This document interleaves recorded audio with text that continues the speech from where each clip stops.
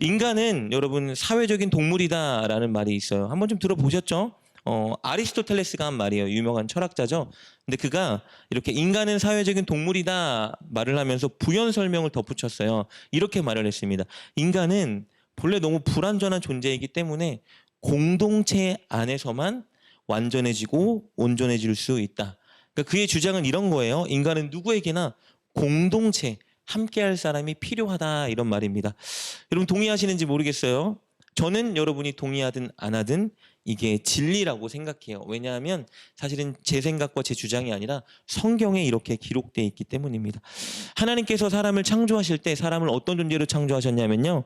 공동체가 필요한 존재로 만들었다고 분명히 말씀해주고 계세요. 인간을 창조하는 과정을 보면 이 진리를 발견할 수 있는데요. 하나님께서 처음 사람을 창조할 때 우리가 잘 아는 것처럼 남자 아담을 먼저 창조하셨죠. 그리고 여자 하와를 아담에게 창조해 주셨어요. 여러분 굉장히 인상적인 게 있어요. 왜 동시에 창조하지 않고 남자를 먼저 창조하고 여자를 그 후에 창조하셨을까? 이렇게 설명하는 분들이 계시죠. 남자가 더 큰 권세를 갖고 권위를 갖고 있기 때문에 여자는 복종해야 되는 존재로 만드셨다. 그건 꼭 아니고요. 과정을 살펴보면 다음과 같습니다. 하나님이 아담을 처음에 딱 창조하시고 아담에게 특권이자 사명을 주셨어요. 그게 뭐냐 하면 이 땅에 있는 모든 천지 만물, 특히 짐승들을 너가 잘 다스리고 잘 보호하고 아끼고 사랑해라 라는 특권이자 그에게 사명을 주셨습니다. 그래서 아담에게 한 가지 일을 허락하셨는데 이 피조물들의 이름을 짓게 하신 거예요. 이름을 짓는 데는 의미가 있어요, 여러분. 누군가가 이 당시 고대 근동의 관습으로 보면요. 누구의 이름을 지어준다는 건 무엇을 의미하냐면요. 내가 이름 지어주는 이 존재에 대한 통제권을 가지고 있다는 의미가 있어요. 그래서 하나님이 우리의 이름을 부르시죠. 하나님의 우리 인생의 주권과 통제권이 있는 거예요. 이름을 부모님이 보통 지어주죠. 부모님에게 아이에 대한 주권과 통제권이 있는 거예요. 오해하시면 안 되는 게요. 부모님 마음대로 막 휘둘른다 이 말이 아니라 하나님이 창조하신 대로 잘 보호하고 관리해주고 사랑해주고 아껴주는 존재가 나야라는 의미가 이름을 짓는 의미에 있는 거예요. 아담에게 피조물들의 이름을 짓게 하셨습니다. 아담이 자기에게 다가오는 피조물들의 이름을 지어주다가 한 가지 사실을 발견했어요. 자기에게 오는 모든 동물들을 보니까 짝이 있다는 거예요. 암수 짝이 다 있었습니다. 그런데 나한테는 짝이 없다라는 걸 발견했어요. 아, 나에게도 짝이 필요한데? 라는 짝에 대한 필요성을 인지하게 됐습니다. 그러니까 공동체가 필요하다고 인지한 그 순간 하나님이 아담에게 그의 짝인 하와를 주신 거예요. 우리 창세기 2장 20절 말씀 보면 이렇게 기록되어 있죠. 아담이 모든 가축과 공중의 새와 들의 모든 짐승에게 이름을 주니라. 아담이 돕는 배필이 없으므로. 이름을 지어주고 보니까 자신에게 짝이 없는 거예요. 모든 피조물에게는 짝이 있는데 나에게 맞는 짝이 없다. 내 짝은 어디 있지? 라는 짝에 대한 필요성을 가질 때 하나님께서 그에게 그의 아내를 주십니다. 하나님이 그에게 왜 줬다고요? 아담이 돕는 배필이 없으므로 그에게 하나님이 짝을 주셨어요. 여러분 돕는 배필 이 말을 원어로 보면요. 적합한 조력자라는 의미가 있어요. 그 부부는 어떤 존재냐면요. 단순히 자녀를 출산하기 위해서 서로 하나 된 존재가 아니라 이 땅을 따라 살아가면서 하나님이 주신 사명이 있는데 그 사명을 잘 이룰 수 있도록 서로 돕는 조력자로서 준 존재가 바로 우리의 남편이요, 아내요, 짝이라는 거예요. 하나님은 그래서 아담에게 이 하와를 주시면서 둘에게 이렇게 명령하십니다. 우리 24절 말씀이 이렇게 기록되어 있죠. 이러므로 남자가 부모를 떠나 그의 아내와 합하여 둘이 한 몸을 이룰지로다. 아내와 합하여 한 몸을 이루어라. 다시 말하면 연합하라라는 의미예요. 여러분 이 명령은 어떤 명령이냐면요. 서로 잡아주고 돕고 끌어주고 함께하면서 하나님께서 주신 사명을 이루어갈 수 있는 온전한 공동체를 이루어라라는 명령인 거예요. 그러니까 둘이라는 하나의 공동체를 통해서 하나님의 사명을 이루어라. 그래서 이 둘이 시작한 거예요. 이 공동체에서 뭐가 생겨난 거죠?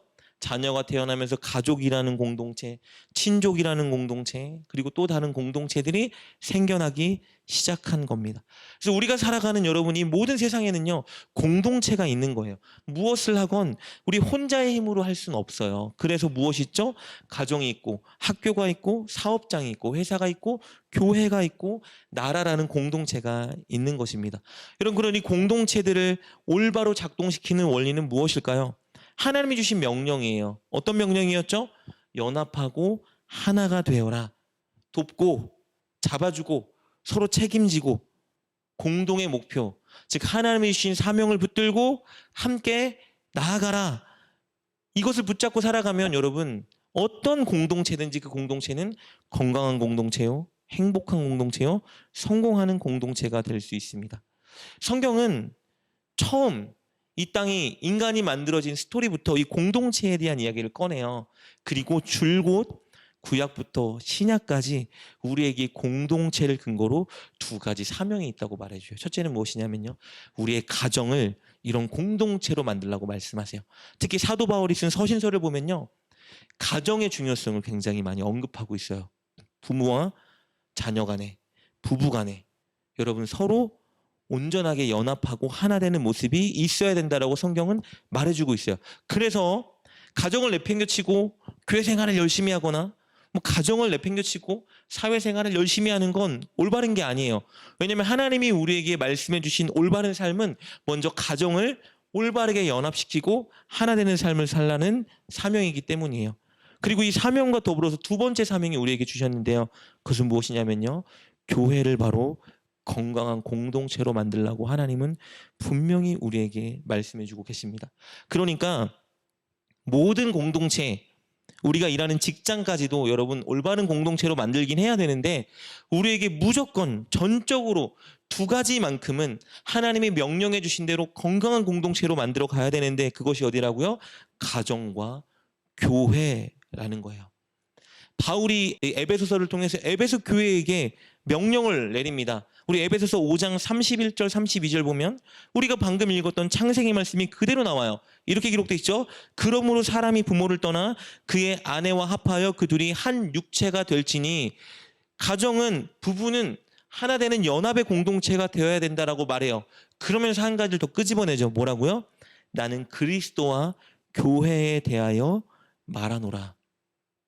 교회도 동일하게 하나로 연합하는 공동체가 되어야 된다라고 말씀해 주세요. 여러분, 우리 지난주 말씀, 우리에게는 진짜 좋은 친구가 있다라고 나눴죠. 예수님. 아무리 사실 부부라 해도요, 우리 사람이기 때문에 전적으로 상대방의 마음을 온전히 공감할 수는 없어요.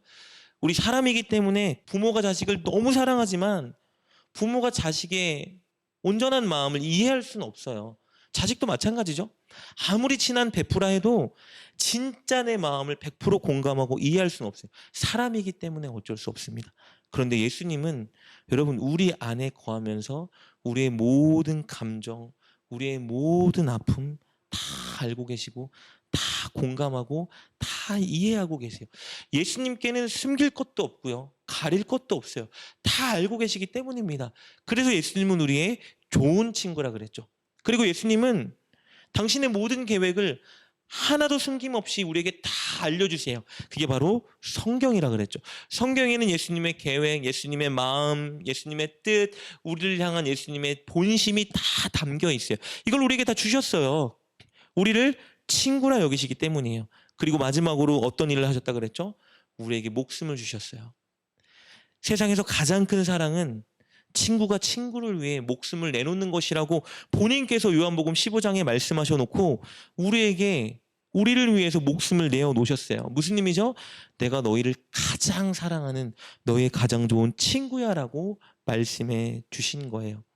저는 그래서 요한복음 15장 말씀을 보면 우리 가요 하나 생각나요. 여러분 혹시 여러분이라는 노래 아는지 모르겠어요. 윤복희 권사님이라고 하죠. 그분이 부른 여러분, 내가 만약 외로울 때면 누가 나를 위로해 주지, 그 노래 있잖아요. 그게 사실은 윤복희 씨의 오빠 윤양기 목사님이 지은 노래예요. 그래서 여기는 예수님이 우리에게 하는 메시지를 담은 노래인데, 이 노래 가요로 내야 됐기 때문에 당시에는 예수님, 신 이런 말을 쓰면 대중가요에 걸렸대요. 그래서 예수님이란 이름을 지우고 나는 너의 영원한 형제여 할 때 나 예수님 내가 너의 형제고 친구고 노래고 기쁨이야 라는 노래를 만들었대요. 이게 요한복음 15장의 메시지예요. 여러분 예수님이 우리의 가장 좋은 친구라고 말씀해주고 계시죠. 이 노래 가사처럼 진짜 우리의 친구, 누구와도 바꿀 수 없는 제일 좋은 친구. 그러니까 우리는 왕따가 있을 수가 없어요. 왜냐하면 사람들이 나의 좋은 친구가 돼주지 않아도 예수님만큼은 나의 가장 좋은 친구이기 때문에 이 세상에 왕따는 존재하지 않는 거예요. 여러분 이게 지난주 설교였어요. 그런데 우리가 이런 말을 나눴었죠. 예수님만 우리의 좋은 친구가 되면 안 되고 우리도 예수님의 좋은 친구가 되어야 된다. 그 방법이 우리 요한복음 15장 14절 말씀이라고 나눴어요. 너희는 내가 명하는 대로 행하면 곧 나의 친구라. 이게요. 그렇게 하면 내가 친구가 돼줄게 이런 말이 아니라 이미 예수님은 우리 친구가 되어주셨어요. 우리가 인정하건 인정하지 않건. 근데 우리가 예수님의 말씀을 순종하면 진짜 내가 예수님이 친구인 걸 누리고 살아갈 수 있다라는 말인 거예요. 그런데요. 이게 지난주 설교였는데 여러분 예수님과 베스트 프렌드가 된다는 건 필연적으로 한 가지 의미를 더 갖고 있습니다. 그것은 무엇이냐면요. 여기 있는 우리들이 한 교회를 이루는 사람들이 베스트 프렌드가 되어야 된다는 거예요. 그러니까 예수님이 진짜 나의 좋은 친구다. 내가 진짜 예수님의 좋은 친구가 되고 싶다라고 여러분이 원한다면 말한다면 이 고백에는 한 가지 의미가 더 담겨 있는데 그것은 무엇이냐면요. 한 교회를 이루는 모든 성도들이 서로의 베스트 프렌드가 되어야 된다라는 의미를 가지고 있다라는 겁니다. 여러분 요한복음 15장 말씀은요. 예수님이 끌려가기 전날 제자들에게 하신 유언적인 말씀이에요. 야, 내가 너희의 가장 좋은 친구다. 너희 내 계명을 지키면 너희 진짜 나의 가장 좋은 친구인 거야. 종이 아니야. 난 너희를 종으로 여기지 않아. 난 너희를 친구로 여겨라고 말씀해 주셨죠? 그럼 예수님이 도대체 명하시는 대로 순종하면 친구라고 했는데 예수님 명하신 게 무엇일까요? 그래서 예수님께서 쉽게 풀어서 말씀해 주세요. 우리 요한복음 15장 12절 말씀 이렇게 기록되어 있습니다. 내 계명은 곧 내가 너희를 사랑한 것 같이 너희도 서로 사랑하라 하는 이것이니라. 예수님이 제자들에게 부탁하신 거예요. 얘들아, 너희 서로 사랑해라. 그럼 너희가 나의 가장 좋은 친구고 내가 너희의 가장 좋은 친구야 라고 말씀하세요. 여러분이 예수님의 제자들은요. 예수님이 만드시는 첫 번째 교회의 첫 멤버들이에요. 예수님의 꿈과 예수님의 소원은 무엇이냐면요. 첫 교회를 이루는 이 제자들이 진짜 서로 사랑하는 존재가 되는 거예요. 진짜 좋은 친구, 목숨까지 내어줄 수 있는 친구가 되는 것이 예수님의 꿈이었습니다. 여러분 그런데 제자들이 서로 사랑하는 일이 쉬웠을까요? 어려웠을까요? 연합하는 일이 쉬웠을까요? 아니요, 거의 불가능할 정도로 어려운 일이었어요. 여러분 적당히 친분만 쌓고 적당히 그냥 무슨 일을 할 때 도와주는 이런 관계, 비즈니스적인 관계를 유지하면 가능한 일이에요. 예수님이 뭐라고 말씀하세요? 내가 너희를 사랑한 것 같이 너희도 서로 사랑해라. 연합하고 하나가 되라라고 말씀하신 거예요. 여러분 이 일은 진짜 어려운 일이죠.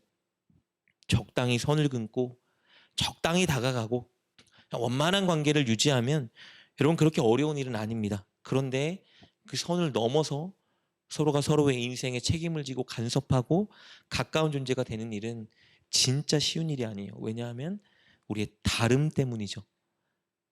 틀림이 아니라 다름 때문이에요. 우리는 자라온 환경이 너무 다 다르죠. 나이도 다 다르고 배운 수준도 다르고 직업도 다르고 성격도 달라요. 가치관도 다를 수 있죠. 또 우리가 추구하는 목표가 다릅니다. 여러분 하나가 되는 일이 진짜 쉬운 일이 아니에요. 결혼 생활도 그렇잖아요.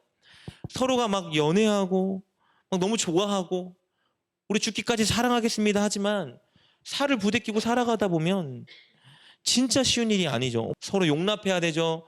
참아둬야 되죠. 기다려야 되죠. 맞춰야 되죠. 희생해야 되죠.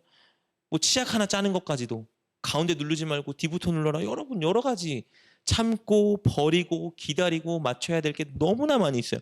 근데 예수님께서요 오늘 이 제자들에게 그걸 요구하고 계시는 거예요. 너희들 서로 사랑해라.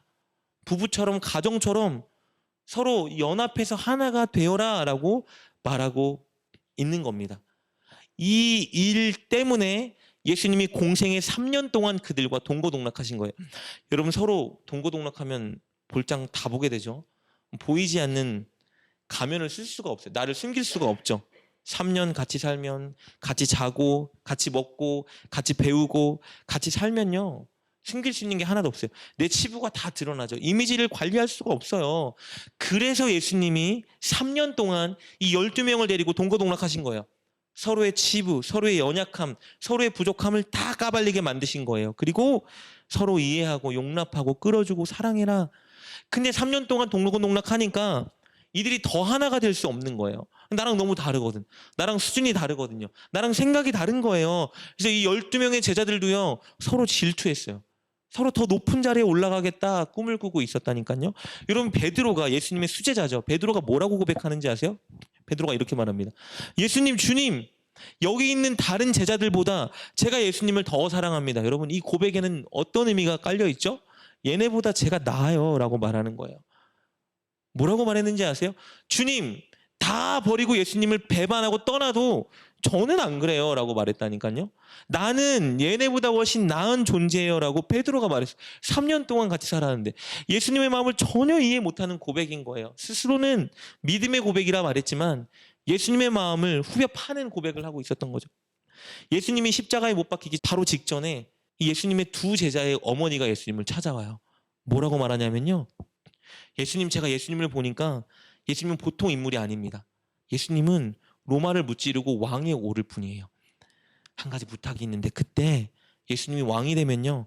내 두 아들 중에 한 명은 예수님의 오른쪽에, 한 명은 예수님의 왼쪽에 놔주세요. 여러분 이게 무슨 말인지 아세요? 예수님이 늘 데리고 다니는 이 많은 무리 중에 내 아들이 넘버 2가 되게 해주세요 이 말이에요. 여러분 엄마의 욕심이었을까요? 아니요. 예수님 두 제자의 속내였어요. 제자들이 예수님이 붙잡혀가기 바로 그날 이런 마음을 가지고 있었다니까요.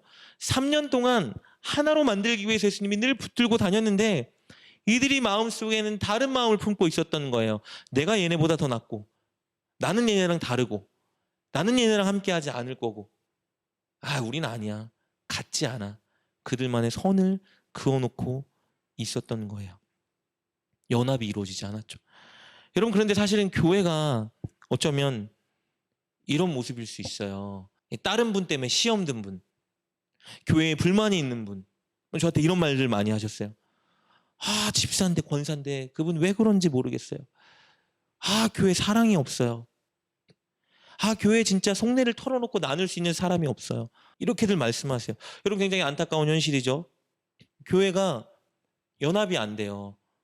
이게 어떤 교회 얘기예요? 거의 모든 교회의 이야기일 수 있어요. 여러분 누구의 잘못이죠? 나의 잘못이죠. 모두의 잘못인 거예요. 왜냐하면 먼저가 서로 참아주고 용납하고 마음에 안 들어도 오늘 예수님 말씀처럼 우리는 진짜 연합해야 되는 존재지 하나 돼야 되는 존재지 이게 내 사명이지라는 생각을 하지 않아요. 적당히 선을 긋고 그냥 적당히 예배하고 예수님 주시는 복 받고 내 소원 아뢰고 응답받고 이렇게 살면 되지라고 생각하고 신앙생활을 하는 거예요. 여러분 교회가 진짜 특수한 집단인 거 아시죠? 교회는요 진짜 특별한 곳이에요. 희한한 곳이에요. 교회는요 모인 사람들 보면 나이도 다 다르죠. 성별도 다르죠. 직업도 다르죠. 배운 지식 수준도 다르죠. 아무튼 이상한 집단이에요. 이런 사람들이 모여서 함께 연합하려니 여러분 쉽겠어요? 진짜 쉽지 않은 곳이에요. 정상이에요. 제가 그렇게 이제 넋두리 하는 분들에게 말씀드려요. 교회가 원래 그런 곳이에요. 교회가 원래 그래요.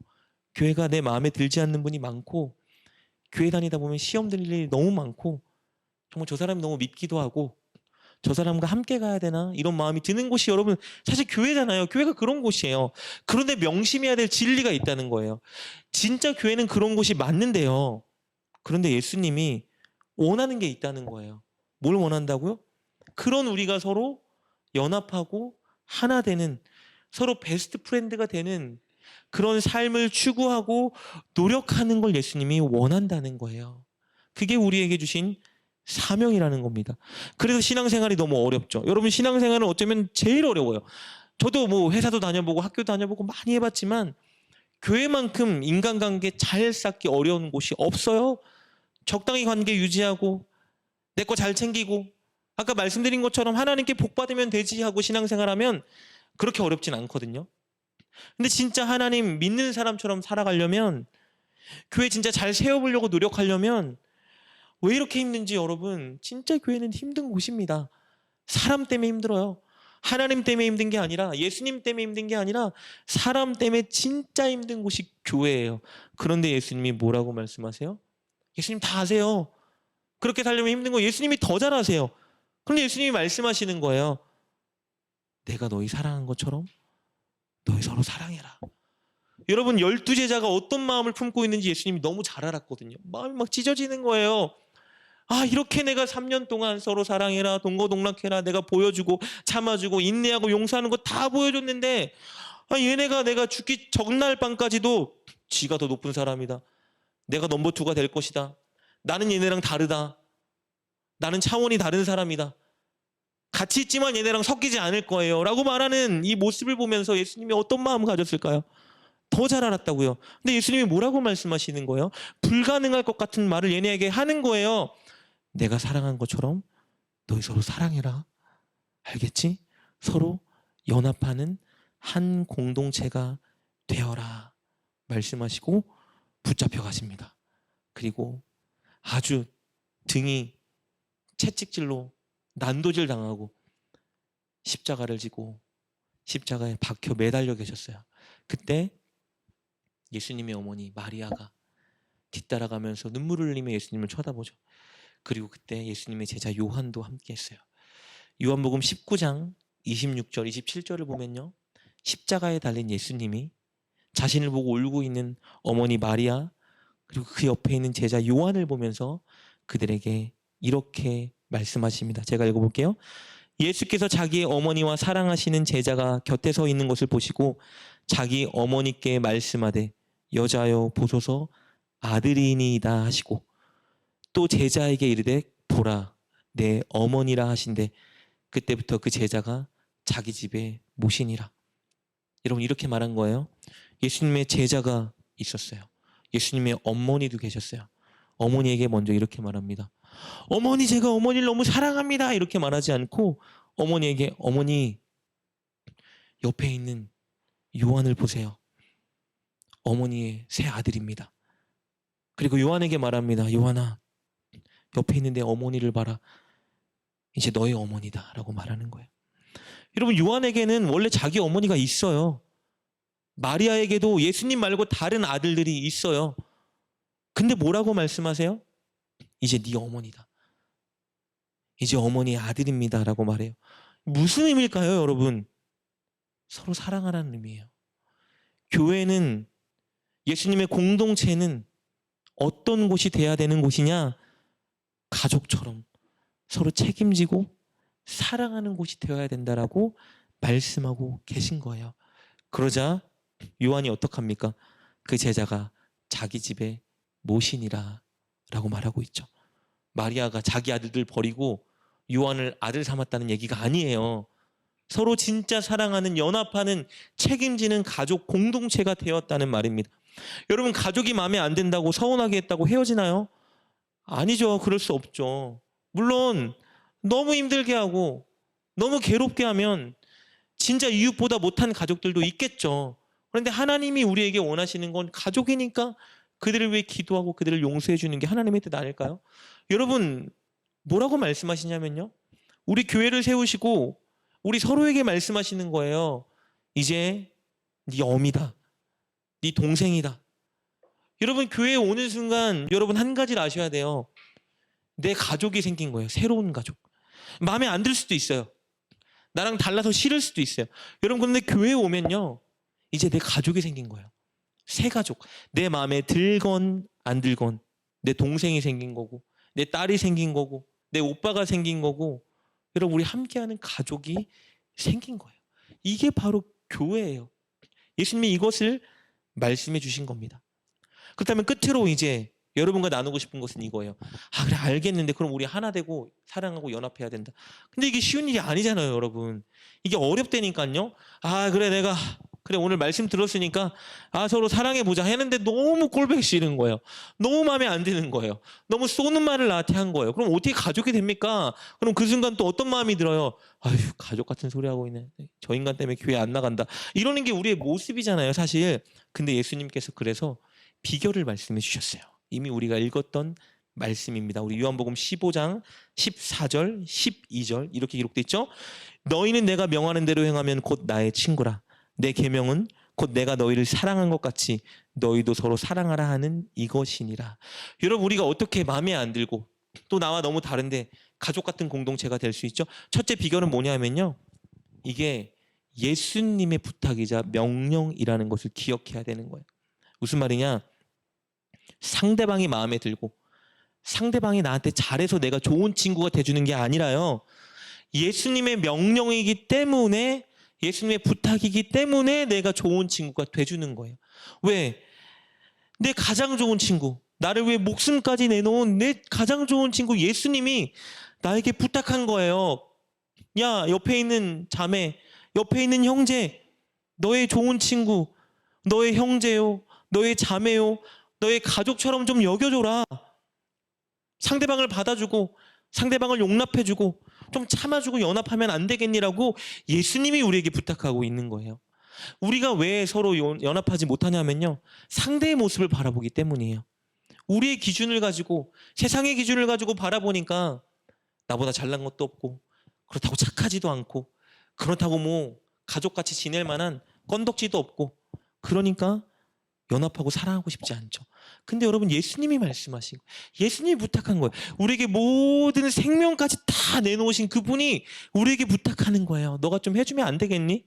너가 나를 보고 좀 사랑해주면 안 되겠니라고 말하고 있는 겁니다. 여러분 명심하세요. 이게 예수님의 소원이에요. 예수님의 소원은 우리가 하나 되는 거예요. 부모를 진짜 사랑한 자녀. 그런데 부모가 죽을 때 여러분 유언을 남겼다고 생각해 보세요. 얘야, 너가 좀 미워하는 너희 오빠, 너가 좀 싫어하는 틀어진 너희 언니, 내 마지막 소원이다, 유언이다. 너가 좀 챙겨주고 함께하면 안 되겠니? 이런 그런 그 어머니를 진짜 사랑한다라면 어머니 봐서 여러분 우리가 손 내밀지 않겠어요? 예수님은요, 우리 어머니, 우리 부모님이 우리를 사랑하는 것과는 비교되지 않게 우리를 사랑하는 분이세요. 자기 목숨까지 내놓으신 분이세요. 여러분 그분이 우리에게 부탁합니다. 좀 마음에 안 들어도 싫어도 얘야 네가 좀 참아주고 기다려주고 사랑하면 안 되겠니? 네 동생, 네 언니, 네 오빠, 네 엄마, 네 아들처럼 좀 여겨주면 안 되겠니? 여러분 그 예수님을 바라보고 예수님의 명령을 기억하고 예수님의 사랑을 기억하면 우리는 서로 친구가 될 수 있는 것입니다. 그리고 두 번째 비결은요. 예수님의 사랑을 누려야 돼요.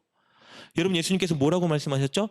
내가 너희를 사랑한 것 같이 너희도 서로 사랑해라. 여러분 전제 조건이 있는 거예요. 뭘까요? 예수님이 사랑한 것 같이. 이 말은 뭘까요? 예수님의 사랑이 얼마나 큰지 내가 누리면 예수님이 나를 얼마나 사랑했는지 알면 사랑할 수 있다는 거예요. 누리지 못하면 사랑 못해요. 여러분 우리가 형제자매를 사랑하지 못하고 연합하지 못하는 이유는 무엇일까요? 예수님의 사랑을 누리지 못하고 있기 때문이에요. 여러분 진짜 예수님의 사랑을 누리고 있는 사람은요. 참아주게 돼요. 싫어도 먼저 손 내밀게 된다니까요. 싫어도 인내하게 되는 거예요. 왜요? 내가 예수님께 받은 사랑이 너무 크니까 여러분 그 사랑에 못 이겨서 사랑할 수 있는 존재가 되는 거예요. 우리 날마다 삶 가운데 예수님의 사랑을 누리는 그 자리에 나아가야 됩니다.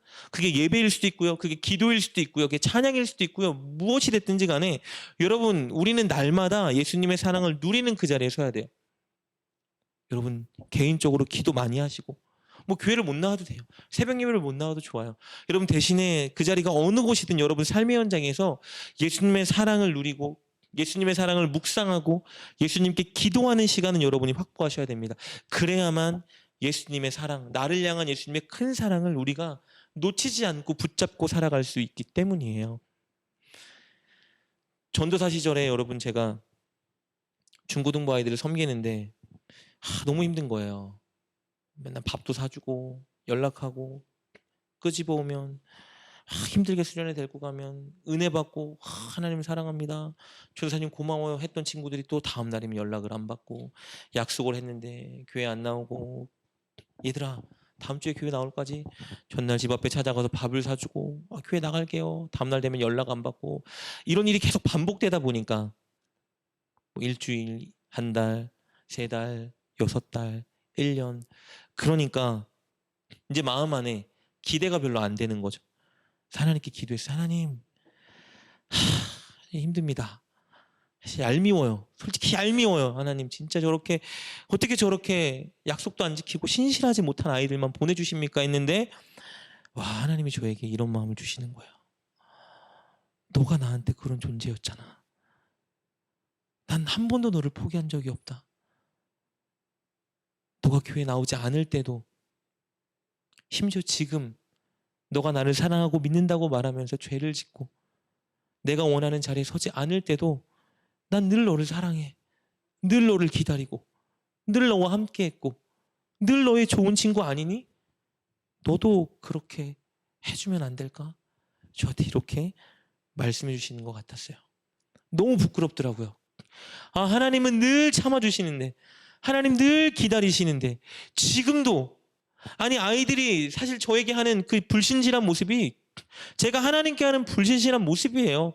지금도 하나님 앞에 신실하지 못하고, 지금도 여전히 하나님이 원하시는 대로 살지 못하고, 지금도 여전히 온전히 하나님 마음을 기쁘게 못 해드리지만, 하나님은 단 한 번도 그렇다고 저를 버리지 않으시고 저를 내치지 않으시고 저를 사랑하지 않는다 말하지 않으시고, 그래도 너를 사랑해, 그래도 너를 기다려, 그래도 너를 향한 꿈을 내가 가지고 있어 라고 말씀해 주시는 거예요.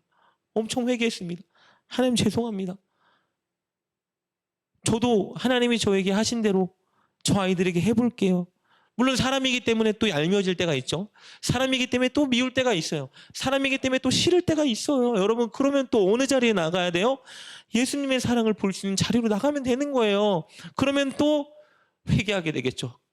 예수님은 여전히 나를 또 사랑하고 계셨는데 저는 사랑하지 못하고 있었군요. 주님 죄송합니다. 다시 한번 사랑해 보겠습니다. 이게 반복되다 보면요, 내가 변하게 되는 거예요. 아이들이 변하게 되는 것이 아니라 내가 변하게 되는 거예요. 조금 더 기다려줄 수 있는 내가 되고, 조금 더 품어줄 수 있는 내가 되고, 조금 더 사랑할 수 있는 내가 되고, 그렇게 내가 변화되는 겁니다. 오해했어요. 우린 많이 오해합니다. 서로 사랑하면, 서로 품어주면, 용서하면 나만 손해 아니에요, 나만 무거운 짐을 지고 살아가는 거 아닙니까? 라고 많은 사람들이 오해해요. 많은 성도님들이 말해요. 왜 나만 그 자리에 서야 되는데, 나만 손해봐야 되는데. 여러분, 오해입니다. 왜요? 우리 끝으로 11절 말씀 보고 말씀을 마치고자 하는데요, 예수님께서 우리에게 이렇게 말씀하십니다. 내가 이것을 너희에게 이름은 내 기쁨이 너희 안에 있어 너희 기쁨을 충만하게 하려 함이라.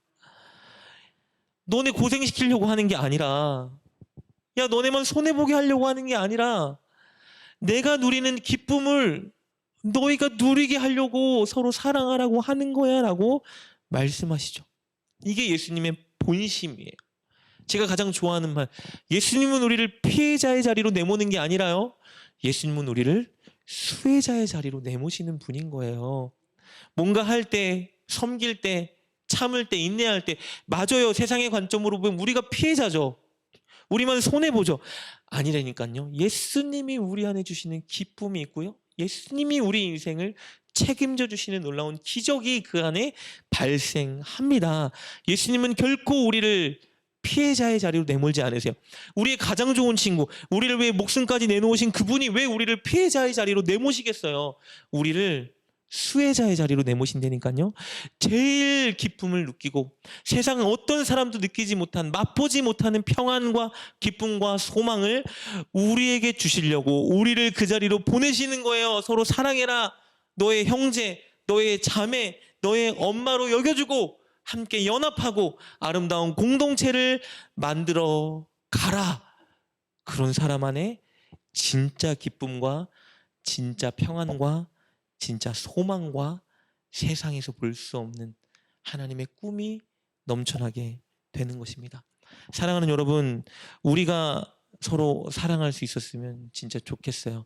정말 우리가 서로를 가족처럼 여기고 서로를 위해 진짜 늘 기도하고 서로 우리 마음에 품고 서로에게 어려운 일이 있으면 진짜 발벗고 도와주고 서로에게 기쁜 일이 있으면 내 기쁨처럼 도와주는 그런 존재가 우리가 됐으면 좋겠고 또 우리가 그런 교회를 만들어 갔으면 좋겠습니다. 그런 예수님의 꿈을 꾸고 예수님의 꿈을 이루는 저와 여러분 될 수 있기를 주님의 이름으로 축복합니다.